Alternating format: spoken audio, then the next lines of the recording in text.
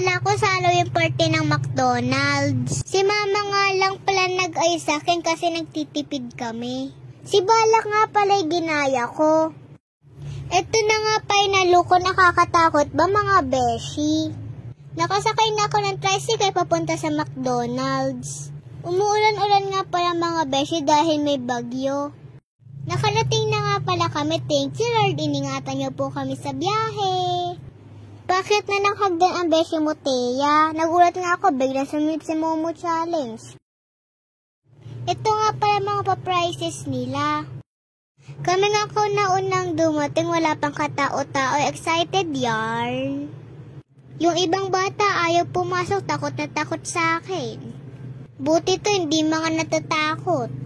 Napaka-passionista ng baby na to. Andito nga din pala si Darna. Ding, ang bato, Darna! Magsisimula na ang party, pray muna bago mag-start. Nagulat nga ako, nabunot pa ako sa wrapper, wala akong balat sa puwet. Balak niyo, gutom na, balak ko na kayong kainin lahat. Habang kumakain ako, nag-a-announce na ng mga winner. Nagulat nga ako, biglang tinawag number ko. Akalain mo yun, nasali pa ako sa third runner-up.